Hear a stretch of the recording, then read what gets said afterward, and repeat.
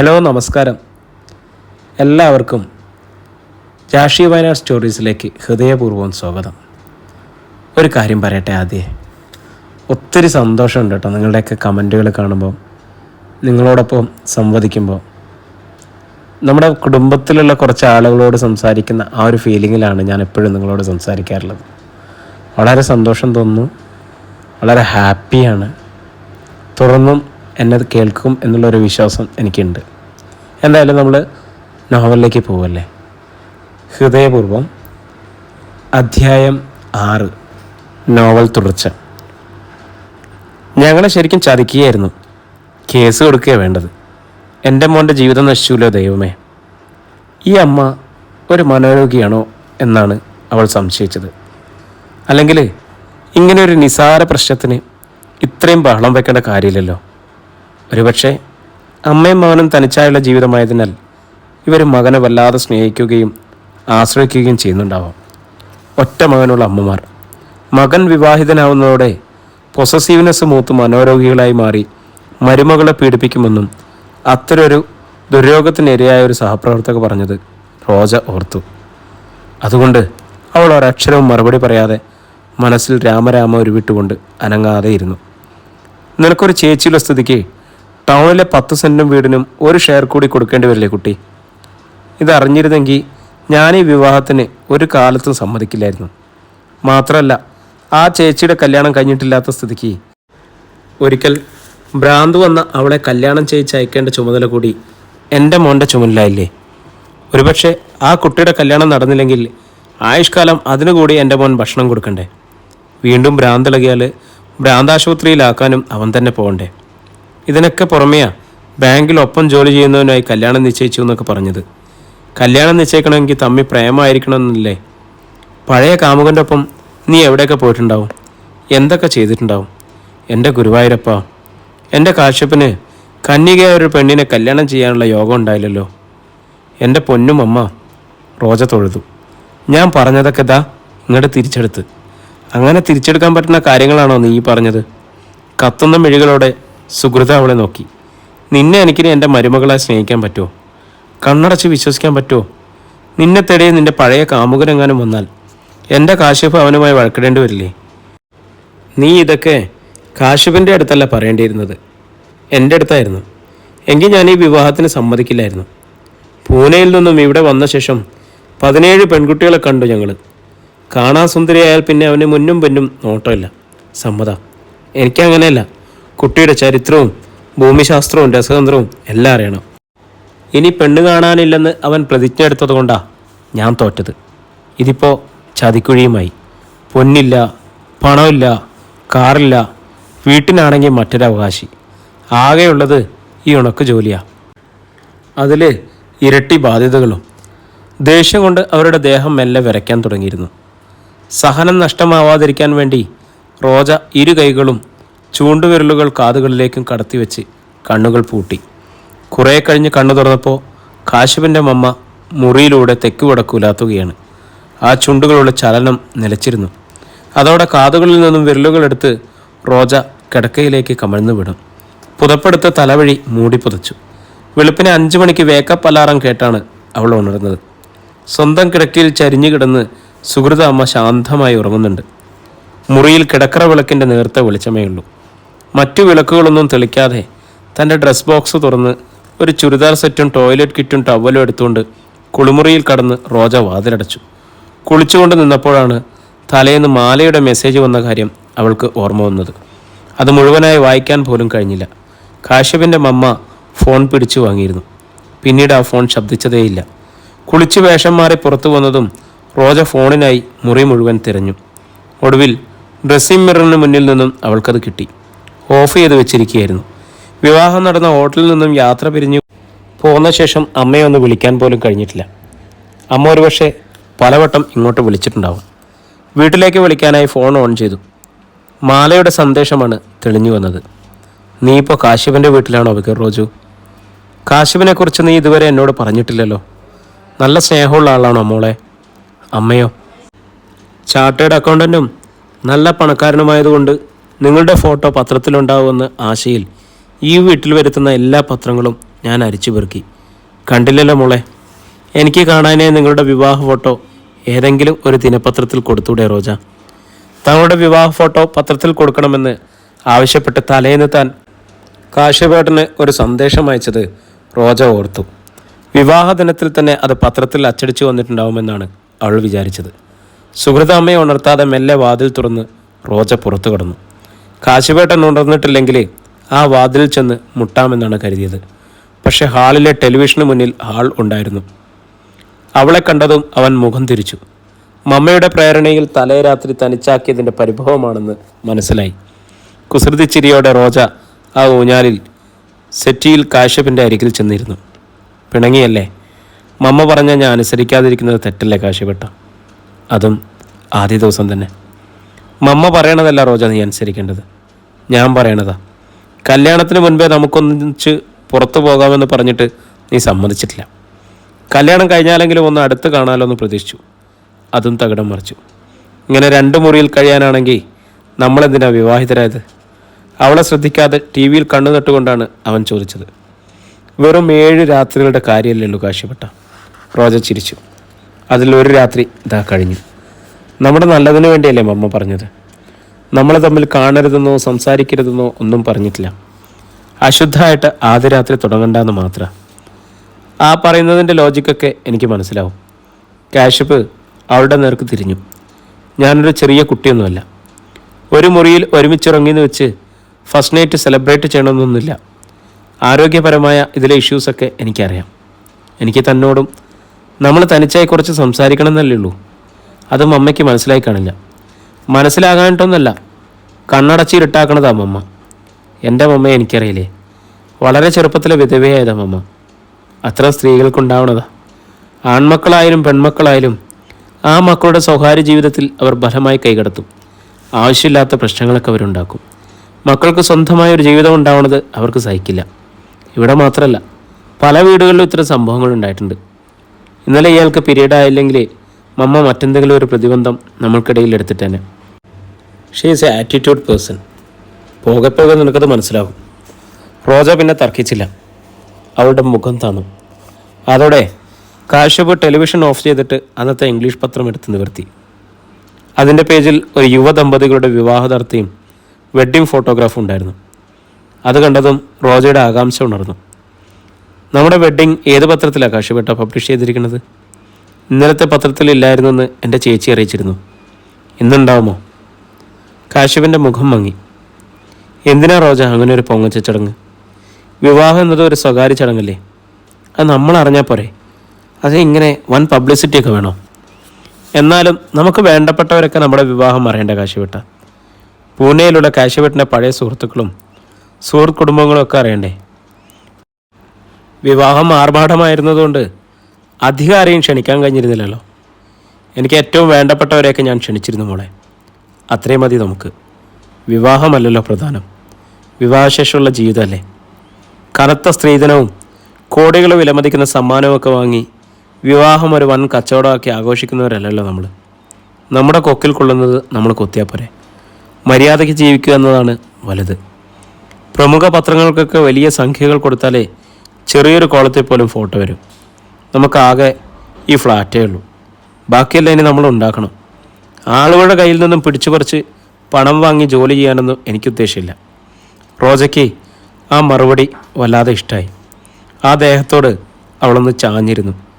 അതോടെ അവളെ ഒന്ന് ചേർത്ത് പിടിച്ച് അവൻ മെല്ലെ ഒന്ന് തഴുകി. ഉടൻ പിന്നിൽ നിന്നും ഒരു മെതിയടിയുടെ ഒച്ച കേൾക്കായി. തിരിഞ്ഞു നോക്കുമ്പോൾ പുറകിൽ സുഹൃത്തല്ലതാ മഹാദേവൻ കിടക്കയിൽ നിന്നും എഴുന്നേറ്റ് വരും വഴിയാണ്. ആഹാ, ഇവിടെ വന്നിരിക്കുക കുട്ടി. അടുക്കളയിൽ കയറണ്ടേ? ബ്രേക്ക്ഫാസ്റ്റ് ഉണ്ടാക്കണ്ടേ?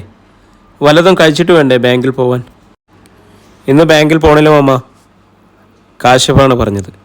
വിവാഹം പ്രമാണിച്ച് ഒരാഴ്ച ലീവ്. ആരോട് ചോദിച്ചിട്ടാണ് ഒരാഴ്ച ലീവ് എടുത്തത്? നമുക്കിവിടെ ബന്ധുക്കളൊന്നുമില്ലല്ലോ വിരുന്നിന് പോയി ലീവ് കളയാൻ. ഒരു ദിവസത്തേക്ക് ലീവ് എടുത്താൽ മതിയായിരുന്നല്ലോ. ഒന്നും എന്നോട് ചോദിക്കാതെ രണ്ടും കൂടി അങ്ങ് തീരുമാനിക്കും. സാരമില്ല, വന്ന് കിച്ചണിൽ കയറ്. ദോശമാവ് ഫ്രിഡ്ജിലുണ്ട്. സാമ്പാർ ചൂടാക്കി എടുക്കണമെന്നേ ഉള്ളൂ. സെർവൻ്റ് വരില്ലേ മമ്മ? സെർവൻറ്റിന് 3 ഐറ്റംസ് കണക്കാക്കിയാണ് നമ്മൾ സാലറി കൊടുക്കുന്നത്. അടുക്കള ജോലിക്കും ക്ലീനിങ്ങും വാഷിങ്ങിനും ഇനി മുതൽ റോജ ഇവിടെ ഉള്ളതുകൊണ്ട് അടുക്കള ജോലിയും വാഷിങ്ങും അവൾ ചെയ്യുമല്ലോ. അതുകൊണ്ട് ക്ലീനിങ് മാത്രം മതിയെന്ന് ഞാൻ സരോജത്തോട് പറഞ്ഞിട്ടുണ്ട്. ആ സ്ഥിതിക്ക് അവൾ 11-ന് ഇന്ന് വരും. അതുവരെ നമ്മൾ പട്ടിണിയിരിക്കണോ? ഇതൊരു കടുങ്കൈയായാലും അമ്മ. എന്ത് കടുങ്കൈ? റോജയുടെ വീട്ടിൽ അതിൻ്റെ സെർവൻ്റ് ഉണ്ടോ? ഇല്ലല്ലോ. ജോലിക്ക് പോകും മുമ്പേ അവളും അമ്മയും കൂടിയല്ലേ വീട്ടുപണികൾ തീർക്കണത്. അത് തന്നെ എവിടെയും ചെയ്താൽ മതി. ഞാൻ റെഡി മമ്മേ. റോജ എഴുന്നേറ്റ് അടുക്കളയിലേക്ക് നടന്നു. നോൺ സ്റ്റിക്ക് ദോശപ്പാൻ എടുത്ത് അവൾ സ്റ്റൗവിൽ വെച്ചപ്പോഴേക്കും ഫോൺ ശബ്ദിച്ചു. വീട്ടിൽ നിന്നും അമ്മയായിരുന്നു. ദോശ ചുടുന്നതിനിടയിലാണ് സംസാരിച്ചത്. അത് കഴിഞ്ഞപ്പോൾ വീണ്ടും മാലുവിൻ്റെ സന്ദേശം. നീ എനിക്കൊരു മറുപടി തന്നില്ല. സാമ്പാർ ചൂടാക്കുന്നതിനിടയിലാണ് മറുപടി പ്രിൻ്റ് ചെയ്തത്. ഞാനിവിടെ ഹാപ്പിയാണ് മാലു. കാശിപേട്ടൻ എൻ്റെ ജീവനാണ്. മമ്മ നമ്മുടെ അമ്മയെപ്പോലെ തന്നെയാണ്. എനിക്ക് ആകെ ഒരു വിഷമേ ഉള്ളൂ നിന്നെ ഓർത്ത്. നിന്റെ ചില മെസ്സേജുകൾ വായിക്കുമ്പോൾ എനിക്കെന്തോ ഒരു പേടി. ഏതായാലും നിൻ്റെ ആഗ്രഹം പോലെ എൻ്റെ കല്യാണം കഴിഞ്ഞല്ലോ. ഇനിയെങ്കിലും നീ വീട്ടിലേക്ക് തിരിച്ചു വരും മോളെ. ദേവകി ടീച്ചറുടെ അരികിലിരുന്നാൾ മാല ആ മെസ്സേജ് വായിച്ചത്. ആരുടേതാണ് മാമല? ടീച്ചർ തിരക്കി. ഓർഫനേജിലെ എൻ്റെ ഒരു ഫ്രണ്ടാണ്. പൈസ കുറവായതുകൊണ്ട് ആരും വിളിക്കാറില്ല. മെസ്സേജ് സെൻഡ് ചെയ്യുകയുള്ളൂ. അപ്പോഴാണ് വാതുക്കൽ നിന്നൊരു കരച്ചിൽ. എൻ്റെ കണ്ണനെ കാണാനില്ല. ടീച്ചറും മാലയും ഞെട്ടലോടെ അങ്ങോട്ട് തിരിഞ്ഞു. ശ്രദ്ധയായിരുന്നു മുന്നിൽ. നിർബന്ധിച്ച് വിളിച്ചാൽ പോലും മുകളിലേക്ക് വരാത്ത അവൾ മാല ഇവിടെ എത്തിയ ശേഷം ആദ്യമായാണ് സ്വന്തം അമ്മയുടെ കൺവെട്ടത്തെത്തുന്നത്. എന്താ മോളെ? ദേവകി തിരക്കി. കണ്ണനെ കാണാനില്ല. അവൾ കണ്ണ് തിരുമി. ടീച്ചർ മാലയുടെ നേർക്ക് തിരിഞ്ഞു. ശ്രദ്ധയുടെ പാവയെ അമലായി കണ്ണൻ. കുട്ടി താഴെ ചെന്ന് ഒന്ന് എടുത്തു കൊടുക്കൂ. എവിടെയെങ്കിലും മറന്നിട്ടതാവും. അവൾ അനുസരണയോടെ കൂടെ ചെന്നു. സ്റ്റെയർ കേസിനടുത്തപ്പോൾ ശ്രദ്ധ പറഞ്ഞു, നീ മുൻപേ പോ.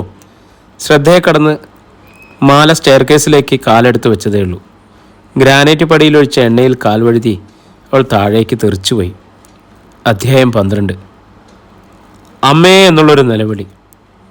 ആദ്യത്തെ പടിയിൽ നിന്നും കാൽ വഴുതിയ മാല തുടർന്നുള്ള 4-5 പടികളിൽ തൊടാതെയാണ് വലിയൊരു നിലവിളിയോടെ അടുത്ത പടിയിലേക്ക് തലകുത്തി വീണ് താഴേക്കുരുണ്ടത്. ഗ്രാനൈറ്റ് തറയിൽ വീണ് അവൾ ഒന്ന് പിടഞ്ഞ ശേഷം നിശ്ചലയായി. ആ രംഗമൊരുക്കിയ ശ്രദ്ധയെ മുകളിൽ നിന്നും അയ്യോ എന്ന് ഉറക്കെ കരഞ്ഞു. അമല വീണേ, അമല ചത്തുപോയേ. താഴെ ആ കാഴ്ച കണ്ടുനിന്ന രായ്ക്ക് നിന്നെടുത്ത് നിന്നും ചലിക്കാനായില്ല. നിലവിളി കേട്ട് ആദ്യം ഓടിയെത്തിയത് ഭാർഗവിയായിരുന്നു. മാലയുടെ അരികിലെത്തിയ ആ സ്ത്രീ ഭയത്തോടെ നെഞ്ചിൽ തല്ലി. ഇതെന്നതാ പറ്റിയതെൻ്റെ മുല്ലക്കലമ്മേ? പിന്നെ മുകളിൽ നിന്നിരുന്ന ശ്രദ്ധയോട് ചോദിച്ചു. കൊച്ചിനോട് ഞാനൊരു 100 വട്ടം പറഞ്ഞിട്ടതല്ലേ പടിയുമ്മൽ എണ്ണ ഒഴിക്കരുതെന്ന്. ആര് ഏത് നേരത്താ തെന്നിത്തെറിച്ച് ചാവുക എന്ന് അറിയത്തില്ലെന്ന്. ഞാനല്ല, മുകളിൽ നിന്നും ശ്രദ്ധ കരഞ്ഞു. ഈ രാച്ചേച്ചിയാ. എടീ, താഴെ നിന്നും രാഗി കണ്ണുരുട്ടി. അസത്തെ, പിന്നെ രാച്ചേച്ചി പറഞ്ഞിട്ടില്ല ഞാൻ. ശ്രദ്ധ ചുണുങ്ങി. കാര്യം പിടികിട്ടിയ മട്ടിൽ ഭാർഗവി തലകുലുക്കി. എന്നിട്ട് രാഗി നോക്കി. പിള്ളകളിയല്ല കേട്ടോ. വേഗം എടുത്ത് ആശുപത്രി കൊണ്ടുപോകാൻ നോക്ക്. ഇല്ലെങ്കിൽ കൊലക്കുറ്റത്തിന് ഉത്തരം പറയേണ്ടി വരും. അനാഥയാണെന്ന് സമാധാനിക്കണ്ട. കന്യാസ്ത്രീകളും അച്ഛന്മാരും കൂടി കൊടിയും പിടിച്ചിങ്ങോട്ടെത്തും. പിന്നെ മാലയുടെ അരികിൽ കുത്തിയിരുന്ന് കുലുക്കി വിളിച്ചു. മോളെ, അമലക്കുഞ്ഞ്. തുറന്ന് വീണ്ടും നെഞ്ചിൽ തല്ലി. ബോധവും അനക്കമൊന്നുമില്ലല്ലോ എൻ്റെ ദൈവമേ. വക്കീൽ സാറാണ് സ്ഥലത്തുമില്ല. ആ തോട്ടക്കാരൻ മണിയാണെങ്കിൽ ഏതാണ്ട് ആവശ്യത്തിന് പുറത്തു പോവുകയും ചെയ്തല്ലോ. പിനുമോൻ വെളുപ്പിനെ ഉറക്കം എണീറ്റ് കാണും എൻ്റെ ഭഗവതി. അവർ എഴുന്നേറ്റ് ചുറ്റുമൊന്ന് കണ്ണോടിച്ചു. അപ്പോഴാണ് വിനയ് അവിടേക്ക് വന്നത്. അവൻ്റെ മുഖത്ത് പരിഭ്രമമുണ്ടായി. എന്താ എന്താ ഭാർഗവി ചേച്ചി? എൻ്റെ പൊന്നുമോനെ, ഭാർഗവി കരഞ്ഞു. എവർ നാത്തൂന്മാർ രണ്ടും കൂടി പടിയുമ എണ്ണ ഒഴിച്ച് കളിച്ചതെന്ന് തോന്നുന്നത്. ദേ, ആ നേഴ്സ് പെങ്കൊച്ച് തെന്നിത്തെറിച്ച് താഴെ വീണു. ഇതേപ്പോൾ ശ്വാസമില്ല, ബോധമില്ല. ആശുപത്രി കൊണ്ടുപോകാനാണെങ്കിൽ ഇവിടെ ആരെയും കാണാനുമില്ല. വെക്കവിധന ആശുപത്രി കൊണ്ടുപോയില്ലെങ്കിൽ ഇത് ചത്തുവും കേട്ടോ. തലകുത്തി എങ്ങാണ്ടാ വീണ്. ഞാനല്ല കേട്ടോ അമലേക്കൊന്നേ. ശ്രദ്ധ അപ്പോഴും കരഞ്ഞു. ഈ രാച്ചേച്ചിയാ. പൊടി കുറങ്ങെ. രാഗി ശ്രദ്ധയെ നോക്കി കൈയോങ്ങി. അവളെ ഒന്ന് തറപ്പിച്ച് നോക്കിയിട്ട് വിനയ് മാലയുടെ അരികിലേക്ക് ഇരുന്ന് ആ ചുമലിൽ തട്ടി. കുട്ടി, അമല. പ്രതികരണം ഉണ്ടാവാഞ്ഞപ്പോൾ അവൻ അവളെ കോരിയെടുത്തു. എന്നിട്ട് ഭാർഗവിയോട് പറഞ്ഞു, കാറിൻ്റെ ഡോറ് തുറന്നു തരാൻ ഭാർഗവി ചേച്ചി ഒന്നുകൂടി ഒന്ന് വരണേ. വരാം മോനെ. ആശുപത്രിയിലേക്ക് വേണോ വരാം. ഹോസ്പിറ്റലിലേക്ക് ഞാൻ വന്നോളാം, രാഗി പറഞ്ഞു. വേണ്ട. കത്തുന്ന മിഴികളോടെ വിനയ് അവളെ നോക്കി. പിന്നെ മാലയെ എടുത്തുകൊണ്ട് പുറത്തേക്ക് ഓടി. പുറകെ ഭാർഗവിയും. മെഡിക്കൽ കോളേജിലേക്കാണ് വണ്ടി വിട്ടത്. പിന്നിലെ സീറ്റിൽ ഭാർഗവിയുടെ മടിയിൽ തലവെച്ചാണ് മാല കിടന്നിരുന്നത്. ഹോസ്പിറ്റലിൽ എത്തും മുന്നേ അവൾ കണ്ണു തുറന്നു. മോളെ, ഭാർഗവി വിളിച്ചു. മെല്ലെ ഒരു മൂളൽ. ഉണർന്നു കേട്ടോ മോനെ, അവർ വിളിച്ചറിയിച്ചു. വണ്ടി റോഡിൻ്റെ അരികു ചേർത്ത് നിർത്തിയിട്ടിട്ട് വിനയ് ഇറങ്ങി വന്ന് പിൻവാതിൽ തുറന്നു. അമല. മാല വിളികിട്ടു. വിഷമം വല്ലതും തോന്നുന്നുണ്ടോ? സാരമില്ല. വെള്ളം കുടിക്കണോ? വേണമെന്ന് അവൾ മുഖം ചലിപ്പിച്ചു. വഴിയരികിലെ ഒരു കടയിൽ നിന്നും അവൻ മിനറൽ വാട്ടർ വാങ്ങിക്കൊണ്ടുവന്നു. അല്പമേ മാല കുടിച്ചുള്ളൂ.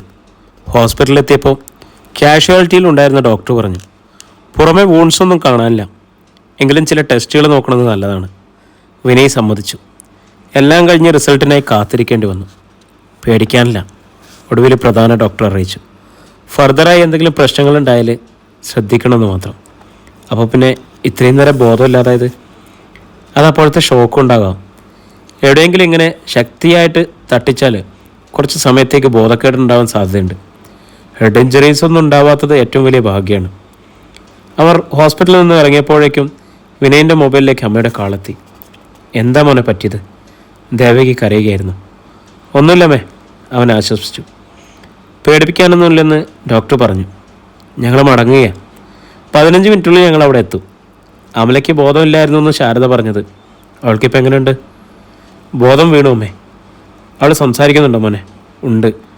എന്താടാ ശരിക്കും സംഭവിച്ചത്? ഞാൻ ഡ്രൈവിങ്ങിലാണ് അമ്മേ. അങ്ങോട്ട് വരുമ്പോൾ നേരിൽ അറിയാലോ. അതോടെ ആ കോള് കട്ടായി.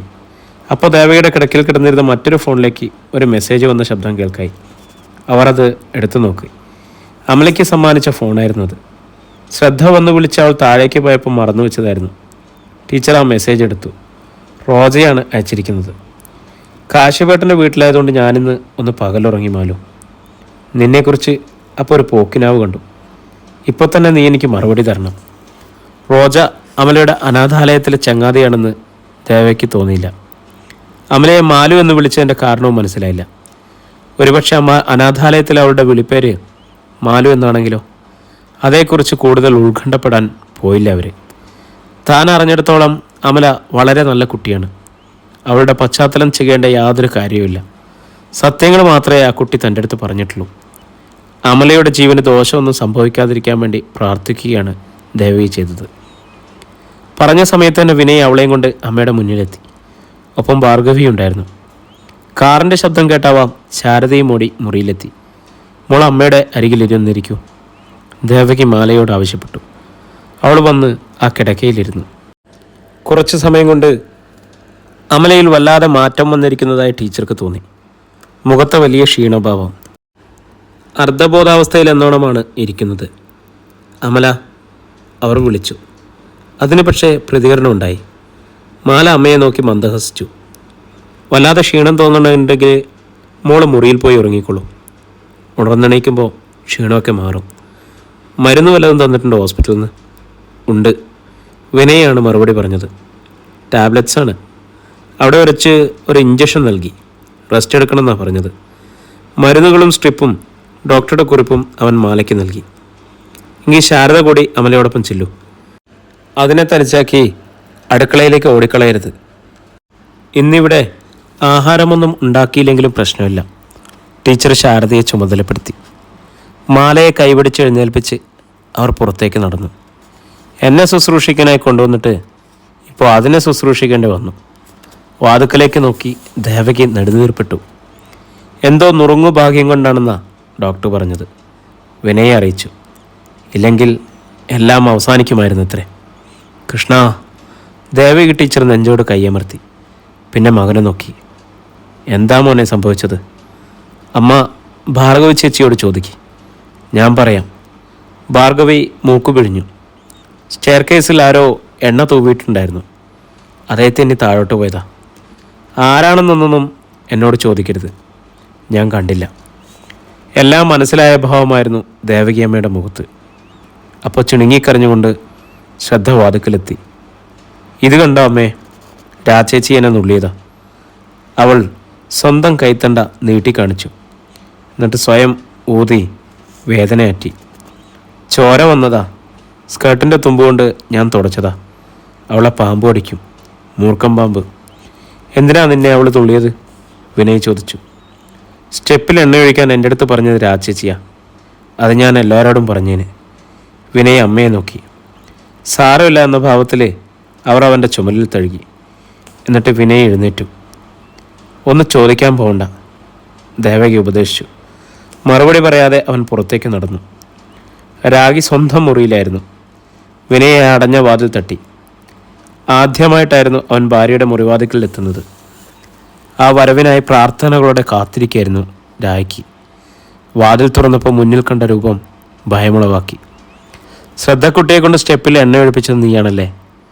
സ്വയം ബുദ്ധിയും തിരിച്ചറിയില്ലാത്ത ആ ജന്തു പറയണത് വിശ്വസിച്ച് എന്നെ ചോദ്യം ചെയ്യാൻ വരരുത് വിനുവേട്ടൻ. സ്വയം ബുദ്ധിയും തിരിച്ചറിയില്ലെങ്കിൽ അതെൻ്റെ കൂടപ്പുറപ്പാടി. നിന്നെ ഇവിടെ കൊണ്ടുവന്ന് പ്രതിഷ്ഠിച്ച നിൻ്റെ അമ്മാവൻ്റെ ചോരയിൽ പിറന്നതാടി അത്. നിൻ്റെ ചുരിദാർ തുമ്പിൽ തൂങ്ങിക്കിടക്കുന്ന അതിനെക്കൊണ്ട് നീ പലതും ചെയ്യിക്കുന്നതും സ്വയം ബുദ്ധിയും തിരിച്ചറിവും ഇല്ലാത്തതിൻ്റെ പേരിൽ ചൂട് ചോറ് വാരിക്കണതും അറിയണുണ്ട്. ഏതായാലും ഇനി മുതൽ അത് വേണ്ട. അവളെ ശിക്ഷിക്കാനും നിനക്ക് അധികാരമില്ല.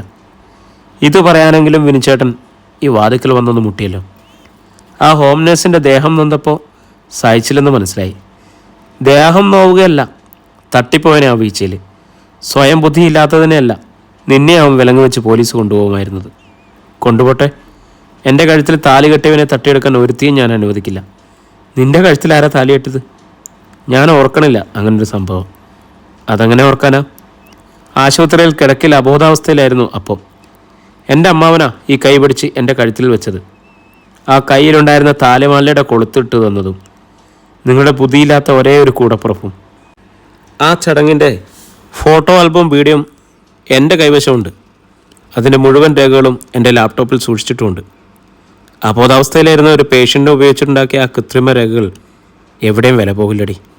നീ നോക്കിക്കോ. ആ ധൈര്യത്തിലാണോ ആ അനാഥപ്പെണ്ണിനെ ഇവിടെ കൊണ്ടുവന്ന് ബലമായി താമസിപ്പിച്ചിരിക്കുന്നത്? അവളുടെ ഓർഫനേജിൽ ഞാൻ ഇന്നലെ പോയിരുന്നു. നിങ്ങളാണ് അവളെ ഇങ്ങോട്ട് കൊണ്ടുപോകുന്നതെന്ന് മനസ്സിലായി. അതുകൊണ്ടാവും ഇന്നതിനെ കൊല്ലാൻ നോക്കിയത്. കൊല്ലണമെന്നില്ല, കാലൊടിച്ചൊരു 6 മാസമെങ്കിലും കിടത്തണമെന്നേ വിചാരിച്ചുള്ളൂ. അപ്പം നിനക്കെന്നെ കിട്ടുമോ?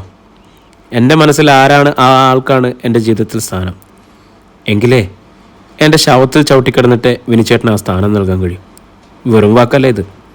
രാഗി ആരാണെന്ന് അപ്പം നിങ്ങൾക്ക് മനസ്സിലാവും. വെട്ടിത്തിരിഞ്ഞ് അകത്ത് കയറി അവൾ ആ വാതിൽ കൊട്ടിയടിച്ചു. വിനയ് സ്വന്തം മുറിയിലെത്തി. വേഷം മാറിക്കഴിയും മുൻപേ അവൻ്റെ മൊബൈലിലേക്ക് അഡ്വക്കേറ്റ് ഗംഗാധരൻ്റെ കോളെത്തി. എന്താ രാഗിയായിട്ട് പ്രോബ്ലം? ശ്രദ്ധക്കുട്ടിയെ കൊണ്ട് സ്റ്റെയർ കേസിൽ എണ്ണ വെച്ച് അവൾ ആ ഹോം നേഴ്സ് അവനെ വീഴ്ച്ചു. കഷ്ടിച്ചതിൻ്റെ ജീവൻ രക്ഷപ്പെട്ടത്. കഷ്ടിച്ച് രക്ഷപ്പെട്ടല്ലോ. ഗംഗാധരൻ നായർ ചിരിച്ചു. ഇനിയും അവിടെ കഴിഞ്ഞാൽ അടുത്ത ആഴ്ചയുടെ അവളുടെ നടത്തം വീൽ ചെയറിലാവും. അല്ലെങ്കിൽ അതിൽ കൂടുതലൊന്നും അവൾ ഉണ്ടാവില്ല. പറഞ്ഞിട്ട് അയാൾ കട്ട് ചെയ്തു. വിനയൻ്റെ നെഞ്ചിലൊരു വിറയലുണ്ടായി. അപ്പോൾ ദേവകി ടീച്ചറുടെ കിടക്കയിലിരുന്ന ഫോണ് വീണ്ടും ശബ്ദിച്ചു. വീണ്ടും റോജയുടെ ശബ്ദമെത്തി. മാലു, എന്താ നീ റീപ്ലൈ തരാത്തത്? നിനക്കെന്ത് പറ്റി? ഈ നമ്പർ വിളിച്ചാൽ നിനക്കെന്തെങ്കിലും പ്രശ്നമായെങ്കിലോ എന്ന് കരുതിയാണ് ഞാൻ വിളിക്കാത്തത്. Please Malu, reply me. Teacher അപ്പോൾ തന്നെ ശാരദയെ വിളിച്ചു വരുത്തി ആ മൊബൈൽ ഫോൺ അമലയ്ക്ക് കൊടുത്തയച്ചു. ഉറക്കത്തിൽ തട്ടി ഉണർത്തിയാണ് ശാരദ മാലയ്ക്ക് ഫോൺ നൽകിയത്. ഉടനെ അവൾ അനിയത്തിക്ക് റീപ്ലൈ ചെയ്തു. എനിക്കിവിടെ ഒരു കുഴപ്പമില്ല റോജു. ഞാനിവിടെ സ്നേഹത്തിൻ്റെ നടുവിലാണ്. ആ വാചകങ്ങളുടെ അർത്ഥം വ്യക്തമായില്ലെങ്കിലും റോജയ്ക്ക് സമാധാനമായി. പക്ഷെ അവളെ നിരീക്ഷിച്ചു കൊണ്ടിരുന്ന സുഹൃത ലീവെടുത്ത് സ്വന്തം ലാപ്ടോപ്പിന് മുന്നിൽ തപസ്സിരിക്കുന്ന മകൻ്റെ അരികിലെത്തി. ഇന്നലെ ഇങ്ങ് വന്നപ്പോൾ തൊട്ട് മെസ്സേജ് സെൻഡിങ് റിസീവിങ്ങാ നിൻ്റെ വൈഫിൻ്റെ ജോലി. കോഴിക്കോട്ടുള്ള ചേച്ചിക്കാണെന്ന് എൻ്റെ അടുത്ത് പറഞ്ഞത്. ഒരു പെണ്ണിൻ്റെ പേരിലാണ് മയക്കണത്. അത് പക്ഷെ പെണ്ണാണെന്ന് എനിക്ക് വിശ്വാസമില്ല. ബാങ്കിൽ അവൾക്കൊരു ഫ്രണ്ട് ഉണ്ടായിരുന്ന കാര്യം നിൻ്റെ അടുത്ത് പറഞ്ഞിരുന്നു. ഉവ്, അവനോട് ഗുഡ് ബൈ പറഞ്ഞ ശേഷമാണ് എൻ്റെ ഫയൽ ഓപ്പൺ ചെയ്തത്. അക്കാര്യത്തിൽ ചതിയൊന്നും നടന്നിട്ടില്ല. ശുദ്ധ നുണ. അവൻ തന്നെയാണ് പേര് മാറ്റി മെസ്സേജ് അയക്കണത്. അല്ലാതെ ഏടത്തി അനിയത്തിയും തമ്മിൽ മെസ്സേജ് അയച്ച് കളിക്കുമോ? വേഗം ചെന്ന് ആ മൊബൈൽ പിടിച്ചു വാങ്ങി ആ നമ്പറിലൊന്ന് വിളിച്ചു നോക്ക്. അപ്പോൾ നിനക്കറിയാലോ ആരാണെന്ന്. കാശുവിൻ്റെ കണ്ണുകളിൽ സംശയത്തിൻ്റെ നിഴലണങ്ങി. അവൻ മെല്ലെ എഴുന്നേറ്റു. അധ്യായം 13. കാശിപ്പ് ചെല്ലുമ്പോൾ മമ്മയുടെ കിടക്കറവാതിൽ അടഞ്ഞു കിടക്കുകയാണ്. മെല്ലെ തള്ളിയതും അത് തുറക്കപ്പെട്ടു. വാതിൽ ലോക്ക് ചെയ്യാത്തത് അവനെ ഒന്ന് തണുപ്പിച്ചെങ്കിലും കിടക്കയിലിരുന്ന് അപ്പോഴും ആർക്കോ മെസ്സേജ് ടൈപ്പ് ചെയ്യുന്ന റോജയെ കണ്ടപ്പോൾ വീണ്ടും ആ മനസ്സ് തണ്ടുത്തു. മെസ്സേജാണോ?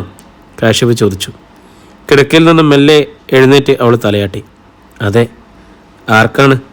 മാലുവിന്. കാണട്ടെ. അവൻ കൈനീട്ടി. അതോടെ റോജ ശങ്കയിൽ അവനെ നോക്കി. എന്തിനാ? മാലുവിന് തന്നെയാണോ അയക്കണതെന്ന് എനിക്കറിയണമല്ലോ. അതിന് മാലുവിൻ്റെ നമ്പർ കാശിപേട്ടൻ്റെ കയ്യിലില്ലല്ലോ. അറിയില്ല. അതുകൊണ്ട് ആ നമ്പറിൽ വിളിച്ച് അത് മാലുവാണെന്ന് കൺഫേം ചെയ്യണം. അവളൊന്ന് വല്ലാതെയായി. മാലുവിൻ്റെ ഈ പുതിയ നമ്പറിൽ വിളിച്ചാലേ കോൾ അവൾ തന്നെയാണോ എടുക്കുന്നതെന്നും നിശ്ചയമില്ല. മാലു എവിടെയാണെന്ന് ഫോണിൽ സംസാരിക്കാൻ മാത്രം അവൾ സ്വതന്ത്രയാണെന്നും ഇപ്പോഴും അറിയില്ല. ഒരുപക്ഷെ ഓർക്കാപ്പുറത്ത് ചെല്ലുന്ന ഒരു കോള് ഏതെങ്കിലും തരത്തിൽ മാലുവിനെ അപകടത്തിലാക്കുമോ എന്ന് ഭയമുണ്ട്. പുതിയ താവളത്തിൽ അവളെ പേരും സ്ഥലമൊക്കെ തെറ്റിച്ചാവും കൊടുത്തിരിക്കുന്നത്. അതുകൊണ്ട് SMS-കളല്ലാതെ കോളുകളൊന്നും നൽകരുതെന്ന് നിബന്ധന വെച്ചതും താനാണ് വിളിക്കണതെങ്കിൽ അവളുടെ അവസ്ഥയുമായി പൊരുത്തപ്പെട്ടേ സംസാരിക്കും. കാശിപേട്ടന് അതിൻ്റെ ആവശ്യമില്ലല്ലോ. മാലുവിന് പകരം മറ്റാരെങ്കിലും ആണ് കോൾ എടുക്കുന്നതെങ്കിൽ രണ്ടു പക്ഷത്തും തെറ്റിദ്ധാരണയുണ്ടാവും. തന്നേക്കാൾ അത് കുഴപ്പത്തിലാക്കുക മാലുവിനെയാവും. ഫോൺ തരില്ലേ നീ? കാശിപ്പ് കൈ പിൻവലിച്ചില്ല. കാശിപേട്ടന് എന്നെ വിശ്വാസമല്ലേ? ആ ഫോൺ തരാൻ നീ മടിക്കുന്നതുകൊണ്ടാണ് എനിക്ക് വിശ്വാസമില്ലാത്തത്. എന്തു മറുപടി പറയണമെന്ന് റോജ ആലോചിച്ചു. സംശയാലുക്കളായ ഭർത്താക്കന്മാരെയും ഭാര്യമാരെയും കുറിച്ച് ആളുകൾ പരാതിപ്പെടുന്നത് ഞാൻ കേട്ടിട്ടുണ്ട്. സത്യത്തിൽ സംശയകരമായ സാഹചര്യങ്ങൾ സൃഷ്ടിക്കുമ്പോഴാണ് ഏറിയ പങ്ക് ആളുകളും സ്വന്തം ഇണയെ ശങ്കിക്കുന്നത്. അത് ശരിയാണെന്ന് അവൾക്ക് തോന്നി. നിന്റെ ബാങ്കിലെ ഒരു സഹപ്രവർത്തകൻ നിന്നെ വിവാഹം ചെയ്യാൻ തീരുമാനിച്ചതായി നീ പറഞ്ഞിരുന്നു. അയാൾക്കാണോ നീ മെസ്സേജുകൾ അയക്കുന്നതെന്ന് ഇപ്പം എൻ്റെ സംശയം. അല്ല, സത്യമായിട്ടല്ല. അയാളുടെ പേര് നന്ദകിഷോർ എന്നാണ്. അയാളുടെ നമ്പർ ഞാൻ തരാം. കാശിവട്ടം വിളിച്ച് തിരക്കിക്കോളൂ. ഞങ്ങൾ തമ്മിൽ കോണ്ടാക്റ്റ് ഉണ്ടോയെന്ന്. അങ്ങനെ ഞാൻ വിളിച്ച് തിരക്കിയാലല്ലേ അവനെന്നെ പരിഹസിക്കാൻ കഴിയും. അങ്ങനെ പരിഹസിക്കുന്ന തരമല്ല കാശിവട്ട അദ്ദേഹം.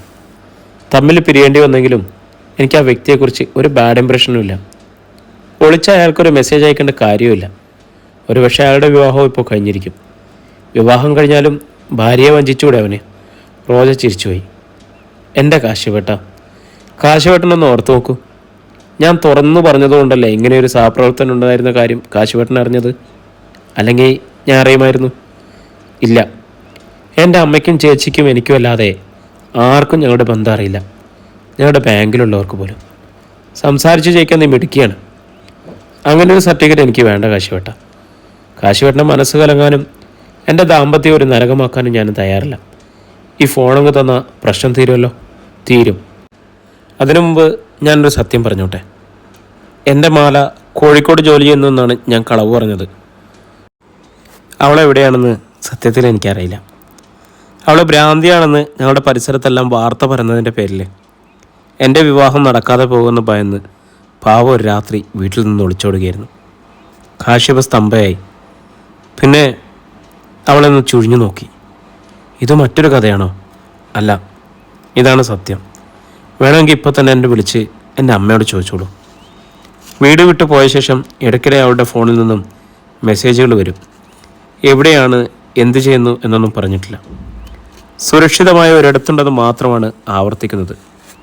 എൻ്റെ കല്യാണം കഴിഞ്ഞ സ്ഥിതിക്ക് തിരിച്ചു വരാൻ ആവശ്യപ്പെട്ടിട്ടുണ്ട്. അവൾ അനുസരിക്കുന്നുമില്ല. ഇതിനിടയിൽ അവളുടെ ഫോൺ നമ്പറൊന്ന് മാറി. പുതിയ ഫോൺ വാങ്ങിയതാണോ മറ്റാരുടെയെങ്കിലും നമ്പറിൽ നിന്ന് ഒളിച്ച് മെസ്സേജ് അയക്കുന്നതാണോ ഒന്നും നിശ്ചയമില്ല. SMS അയക്കുകയല്ലാതെ കോൾ ചെയ്യരുതെന്ന് വിലക്കിയിട്ടുണ്ട്. കോൾ ചെയ്താൽ അവൾക്ക് എന്തെങ്കിലും പ്രോബ്ലം ഉണ്ടാവുമെന്ന് ഭയന്നാണ് ഞാൻ ഫോൺ തരാൻ മടിച്ചത്. നിർബന്ധമാണെങ്കിൽ കാശുവെട്ടന് എന്ത് വേണമെങ്കിലും ആവാം. പക്ഷെ എൻ്റെ മാലുവിന് എന്തെങ്കിലും അപകടം ഉണ്ടായാൽ പിന്നെ ഞാൻ ജീവനോടെ ഉണ്ടാവില്ല. റോജ ഫോൺ നീട്ടി. അതോടെ കാശ്യപ് കൈ പിൻവലിച്ചു. നമ്പർ പരിശോധിക്കണ്ടേ? അവൾ ചോദിച്ചു. വേണ്ട. അവൻ മുഖം കുടഞ്ഞു. നിൻ്റെ മാലുവിന് എന്തെങ്കിലും അപകടം ഉണ്ടായല്ലോ? എന്തപകടം ഉണ്ടാവാൻ? പിന്നിൽ നിന്നും സുഹൃത്ത് ആരാഞ്ഞു. നീ ആ ഫോൺ മേടിച്ച് അവൾ മെസ്സേജ് അയച്ച നമ്പറിലേക്കൊന്ന് വിളിച്ചു നോക്കുമോനെ. ആരാ അവനെന്ന് അറിയാമല്ലോ. പഴയ ഫ്രണ്ട് അല്ലെങ്കിൽ ഏതെങ്കിലും ആരെങ്കിലും ആവും പുതിയത്. അതിനും സംശയം വേണ്ട. ഉടൻ റോജ മുന്നോട്ട് കയറി വന്നു. എന്നിട്ട് കാശിപ്പിൻ്റെ മമ്മയെ നോക്കി. ഓഹോ, മമ്മയായിരുന്നു ഇതിന് പിന്നിലല്ലേ? കാശുവേട്ടൻ്റെ മനസ്സിൽ ഇത്രയും കുൽസിതമില്ലെന്ന് എനിക്കറിയായിരുന്നു. അവൻ്റെ മനസ്സിൽ എന്തില്ലെന്നാണ് നീ പറഞ്ഞത്? സുഹൃത കണ്ണുരുട്ടി. കുൽസിതം. അവൾ വിശദമാക്കി. ജീവിതത്തിൻ്റെ മുക്കാൽ പങ്കും വടക്കേന്ത്യയിൽ ജീവിച്ചതുകൊണ്ട് വായനാശീലമില്ലാത്തതുകൊണ്ടും മലയാളത്തിലെന്നല്ല പദങ്ങളൊന്നും മമ്മ കേട്ടിട്ടുണ്ടാവില്ല. ഒരു തരം കുനിഷ്ടെന്ന് തന്നെയാണ് അതിൻ്റെ അർത്ഥം. പ്രിയമുള്ളവരെ, നമ്മുടെ നോവൽ ഇവിടെ തുടരുകയാണ് കേട്ടോ. നാളെ ഇതിൻ്റെ തുടർഭാഗമായിട്ട് നമ്മൾ കണ്ടുമുട്ടും. എല്ലാവർക്കും ഒത്തിരി സ്നേഹത്തോടെ സന്തോഷത്തോടെ നിങ്ങളുടെ അഭിപ്രായങ്ങളൊക്കെ കമൻറ്റായി രേഖപ്പെടുത്താൻ മറക്കരുത്. നാളെ വീണ്ടും കണ്ടുമുട്ടുമെന്ന പ്രതീക്ഷയിൽ ഒത്തിരി സ്നേഹത്തോടെ ശുഭദിനം.